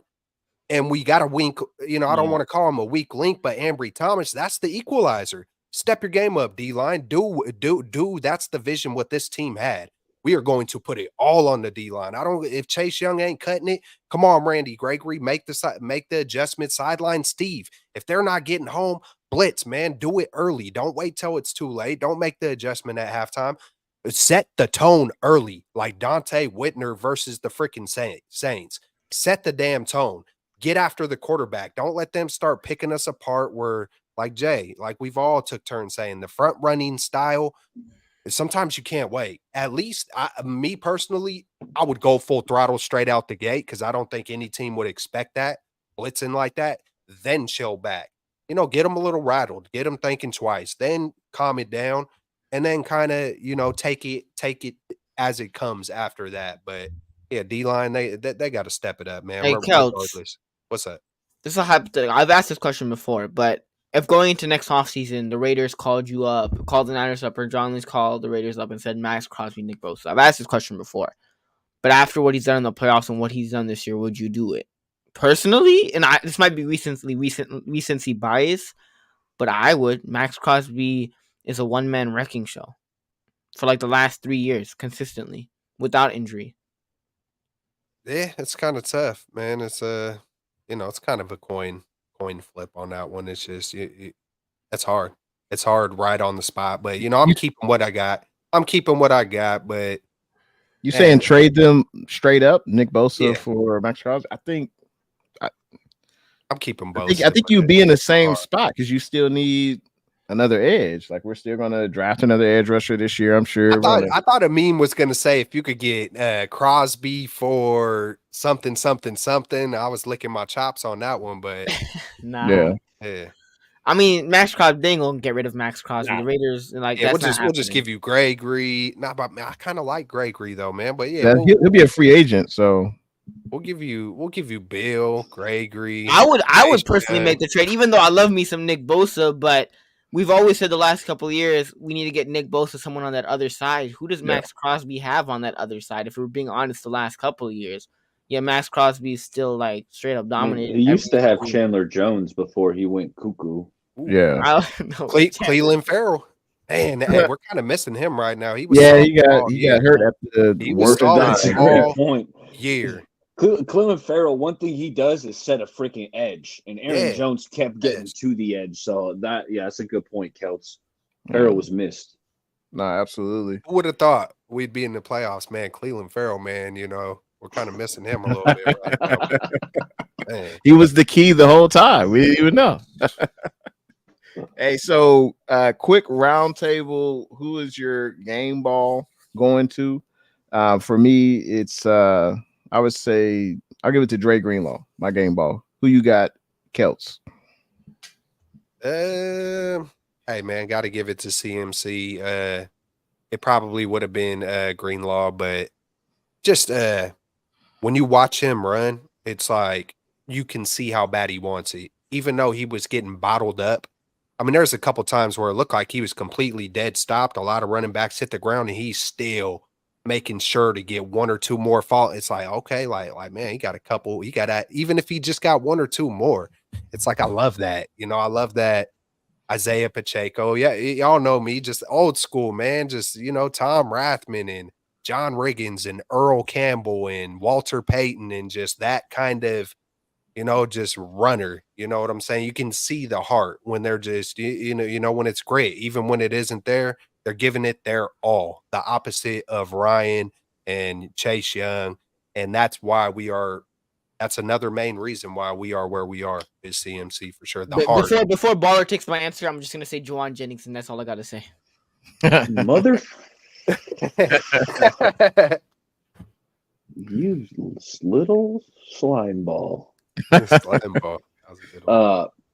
No, like as been stated, Dre Greenlaw, phenomenal performance, of outstanding, especially that game sealing pick at the end. Like that was special. Like for him to get in that throwing lane, I know Love is throwing across his body, but Dre Greenlaw is just so freaking special. That being said, we got some good guys taken. As we're talking right now, Christian McCaffrey probably has like 3 masseuses just trying to get him right. He's probably still got the massage gun in the other hand. Like, hopefully McCaffrey is going to be as close to 100% as possible because, man, I think he's a little banged up, but we're going to need him. Oh, yeah. Anybody else see CMC? Just like there's sometimes where I'm like, oh shit, is he gonna get up? And then he kind of gets up like almost nothing happened. Like I'm just like, man, yeah, CMC, he's a beast. Man. He's a warrior. He's and I think it comes with the mentality too. Like sometimes I don't know how to explain it, but we've all played sports. When you just have a certain mindset on not letting it hurt, or you're not going to, and you're gonna. Before getting hit, you hit like that it kind of allows you helps you to stay being that beast, like for sure, man. So, absolutely. The guy I'm going Demo. I'm going with my guy, the hyena. I've been hyping up for years. And if you don't believe me, just type in Bay Area Baller and then Lenore or Demo, and a bunch of shit will come up.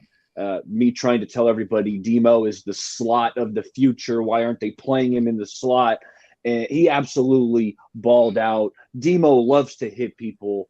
He's physical. Not the biggest guy, but he is so freaking physical for his size. Like Diamador Lenore can play for me anytime. So that's who's getting my game ball. Just he was wrecking havoc, blowing stuff up. Yeah. And if you're a Jets fan, go on YouTube, type in. But that's only because Amin stole Juwan Jennings. Amin stole Juwan Jennings from me, so I had to pivot. But hey, shout out Demo. Hey, Baller, you didn't hear what I said? If you're a Jets fan, if you're a Jets fan, go on YouTube, type in Barry Baller, and then search up Zach Wilson or Zach. Here, I'll be the meme. Hell no to the Don't do that. Don't do that. Don't find out how much I love Zach Wilson. Don't do it. Hey, great selections by everyone. Got a lot of people in the chat across all the channels. We appreciate everyone, leaving their comments and liking the video. We appreciate it. Is it time, fellas? Is there any other closing thoughts on this game, or should we go to the Niners versus Lions preview real quick? Well, let me just, let me say this real quick. It's just the style, the hard. Yes, Low. I'm not. I understand. He is nowhere near Man, Walter Payton is one of my all-time favorites, bro. I could go all the way back to Jim Thorpe or Crazy Legs Hurst or something like that. Like, hey, I know my history, my man, but it's the style and the heart, and he never gives up. Hey, who knows what Pacheco could be in 10 years? Well, It's still and you early had to him tell. on your fantasy team. Yeah, Don't and that. lie. So yeah. Yeah. Hey, I seen him in the Super Bowl. I was like, man, I love that heart. It's just certain people got a certain heart, and you could see it when they run. That's all it was, my man. Yeah, That's his all. running style, it's like he's trying to run through a wall. Like it's you don't see too many backs that Yeah. run like that. It's like watching a dude run in slow motion, but he's trying to run as fast as he can. What's that? Man, what song is that? Busta Rhymes, something like "Whip Your Head" or "Break Your Neck." Break your neck. Yeah. That's a Pacheco right there. That man be whiplashing himself the whole way through, getting Hey, it. man, he definitely is a beast. He's definitely hard to tackle, that's for sure.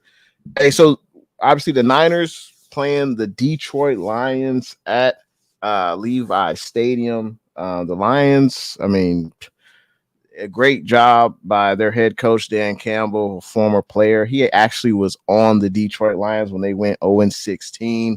Now he's their head coach. The first time in 30 years that they've won a playoff game. I think they won their division this year. Obviously won their playoff games. Now they're in the NFC Championship. Don't remember the last time they were in the NFC Championship, but it was probably before 2000 for sure. But it's going to be a hell of a game. The Lions are a pretty good offensive squad, especially in the regular season. You look at their top 5 offense, you look at total yards, points scored, passing yards, rushing yards. They got a 2-headed monster at running back with Montgomery and the rookie Gibbs. Their run defense is top 2 as far as yards allowed. So they're pretty good. I would love to ask you fellas and also the chat, what's one key to the game to ensure a victory for our 49ers? I'll start off with myself. I think a huge key for the 49ers will be, I think I wrote this down. I think you got to run like there's no tomorrow. And if CMC is banged up, then you got to use Elijah Mitchell. I know this Detroit Lions run D is top 2 as far as the regular season, but I think you have to keep you have to be able to pass and you have to be able to run. You can't be a one-dimensional offense. So I think CMC 20-25 carries. Of course, he's going to add another 7 to 10 targets in the passing game. But I want to see Elijah Mitchell out there, get him some run. He's got fresh legs. We know CMC doesn't have that. So, hey, keep this defense honest, and you do that by having a consistent run game. Even if you're only getting 3 or 4 yards a carry. There were times in the game against the Packers where that's all CMC was getting. I know he had the big run, but, you got to keep this defense honest by running the ball, and you take some pressure off Purdy. You also win that time of possession as well, which is key. So my key for victory, run the ball. Chat, I would love to know what you guys feel for your key to victory for our 49ers against the Lions this week. Let's go with Amin the Dream. What is one key for you? I mean, mine would probably also be running the ball, but I wouldn't mind seeing a little bit of that, not necessarily complete Jimmy offense, but where you don't need Purdy throwing the ball that much. Run the football down their throat, give Brock Purdy easy passes, make it as easy as possible for you. You don't need Brock Purdy running empty sets 20 times a game.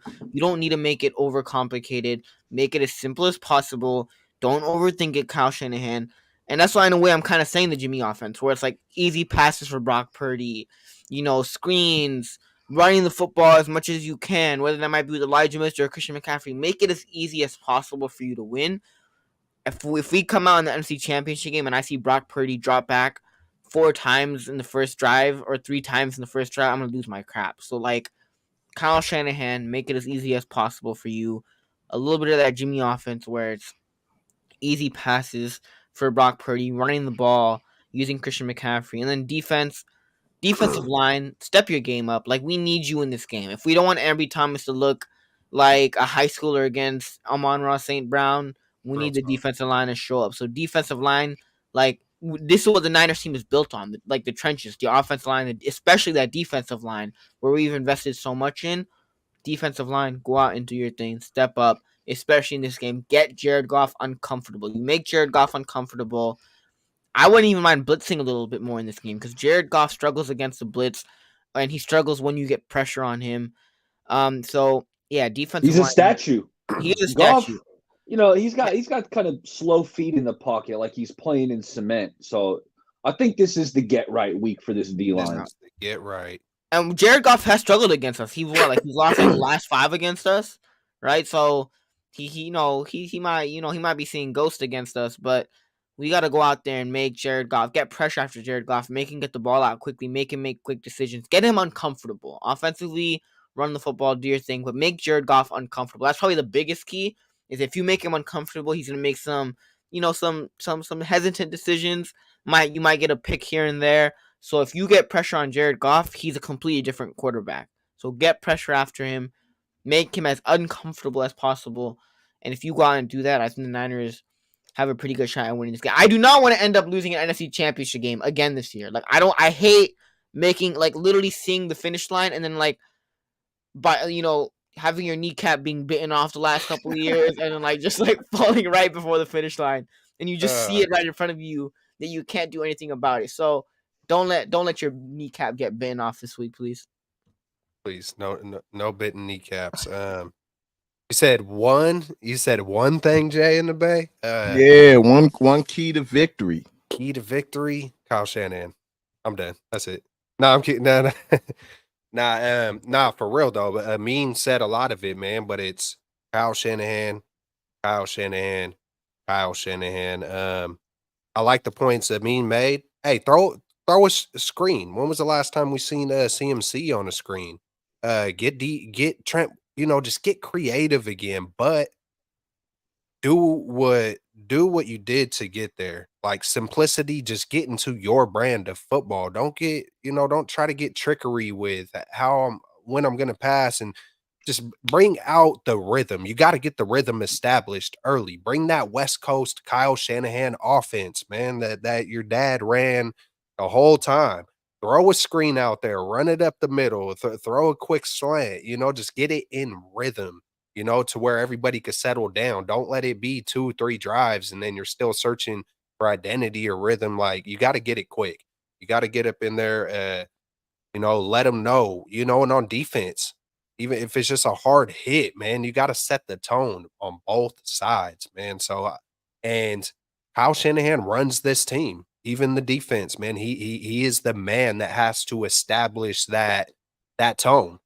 He's the man running the show. So Kyle, man, it's going to be sunny. I think this is the get right game. There ain't going to be no rain. I believe the sun's going to be out and it's going to be 3:30 and the sky's going to open up and Purdy's going to be, looking like Purdy.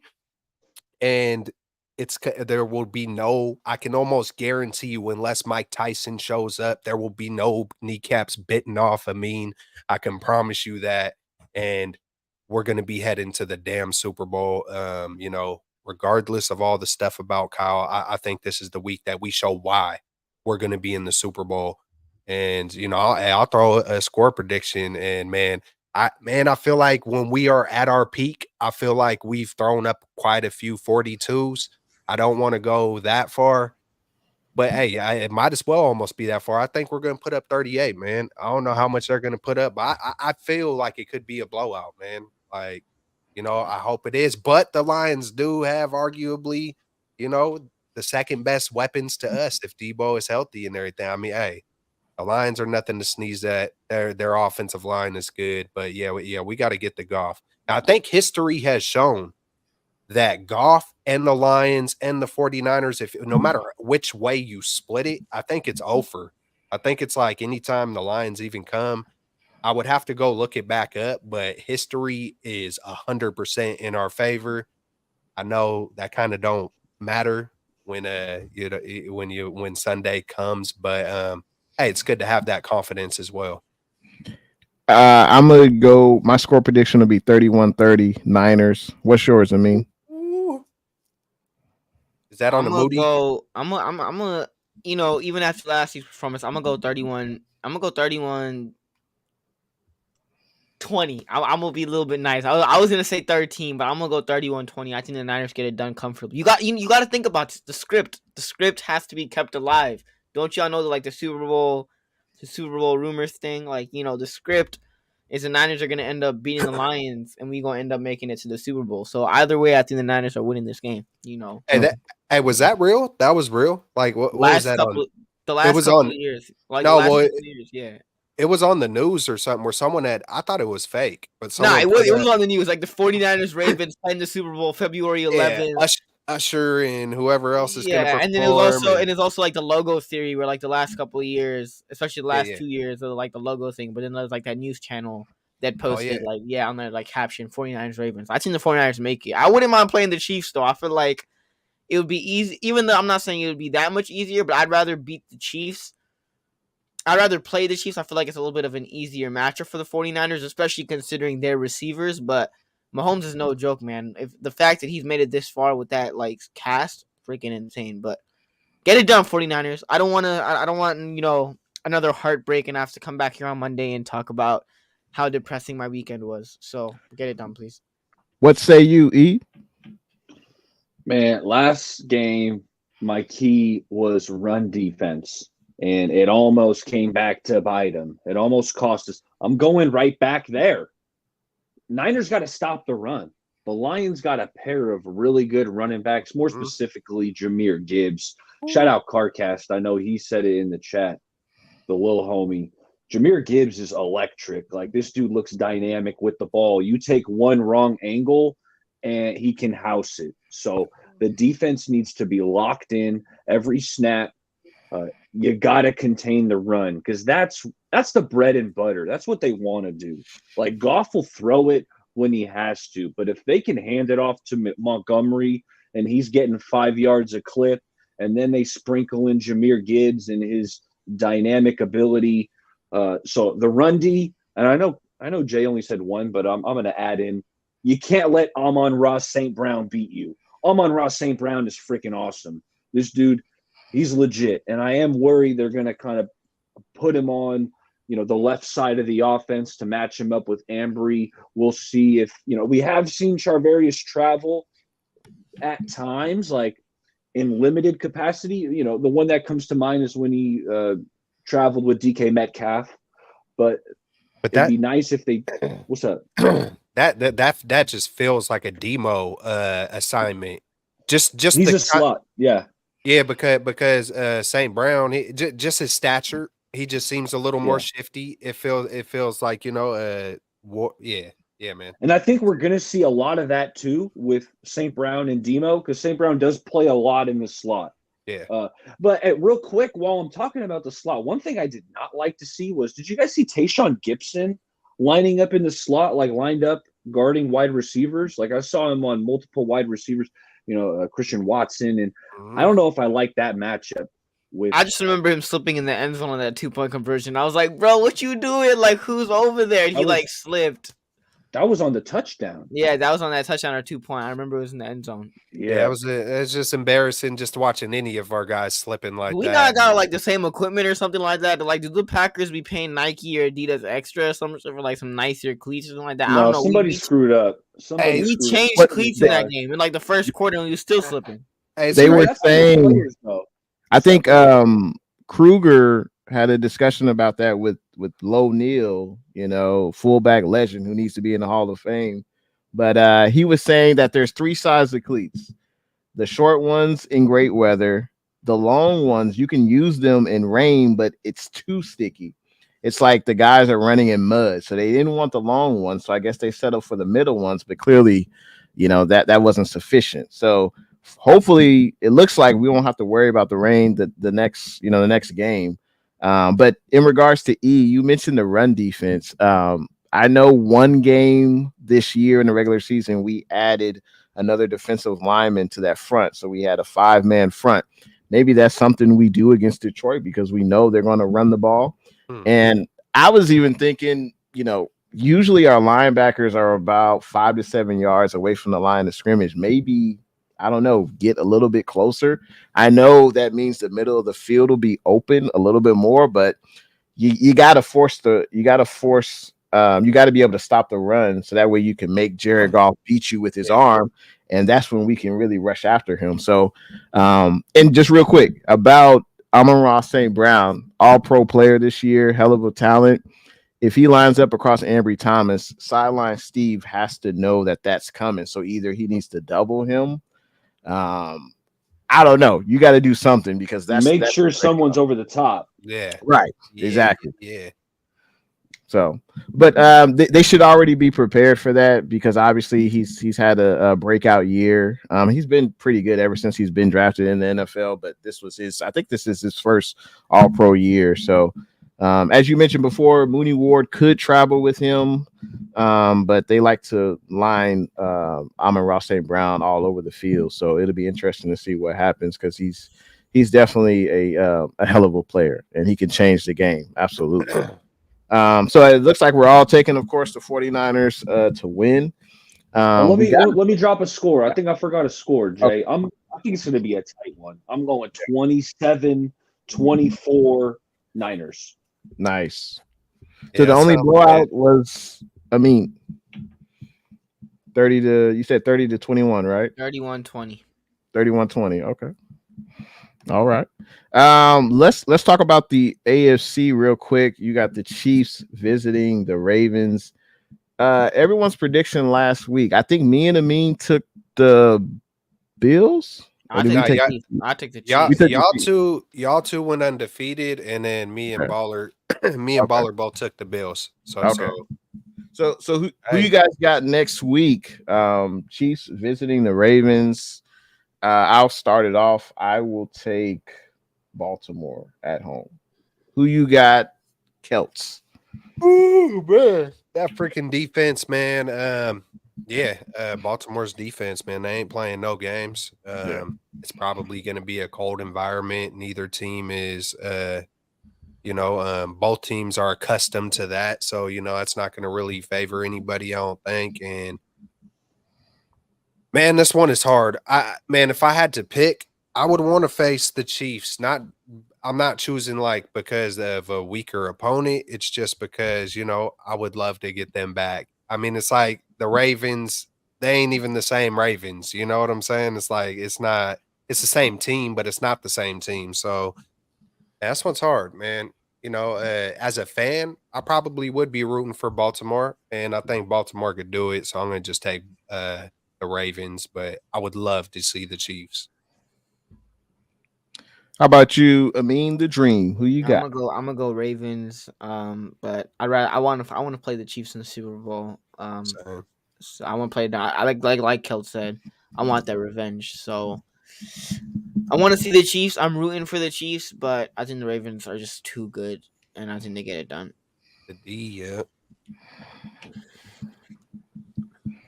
Yeah, I can't let this be a clean sweep. I'm sorry. I picked against Mahomes last week. Well, shame on me. I think Mahomes is going to get it done. I love Lamar Jackson.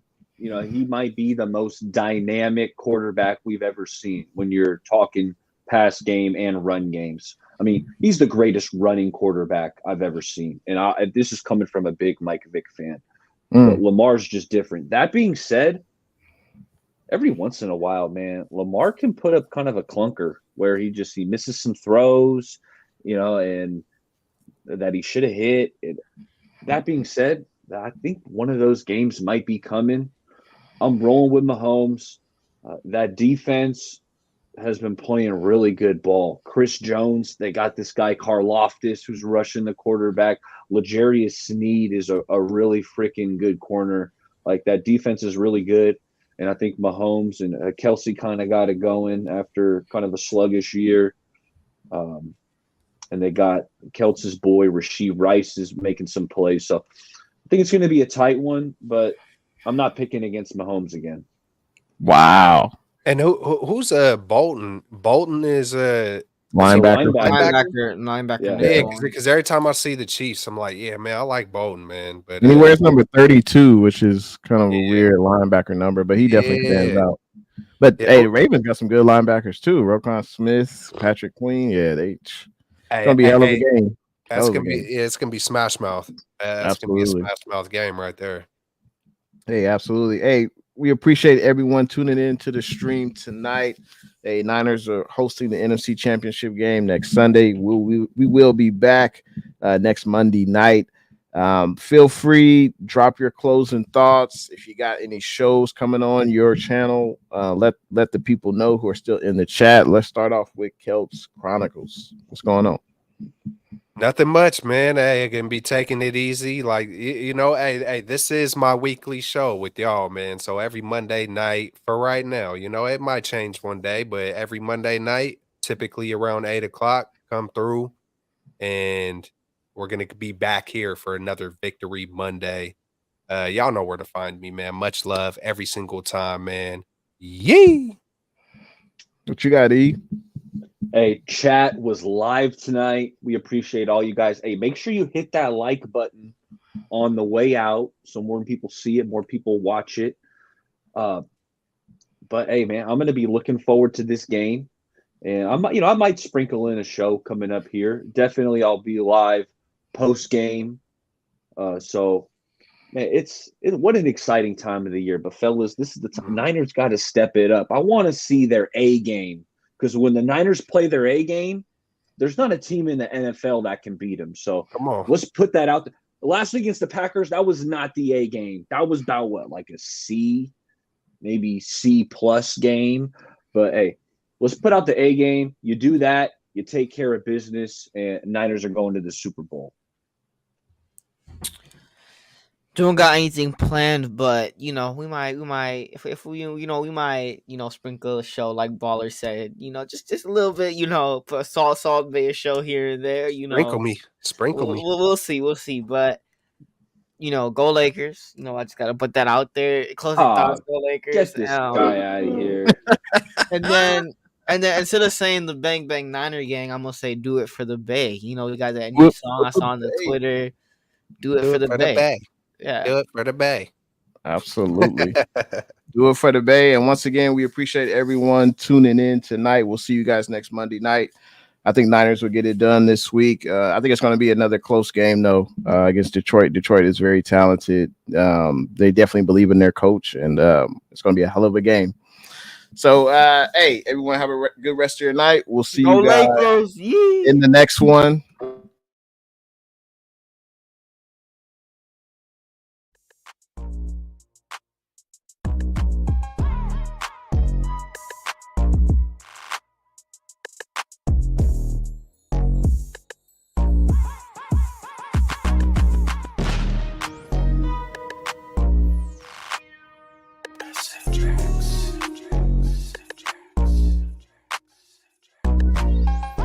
Faithful, rise up.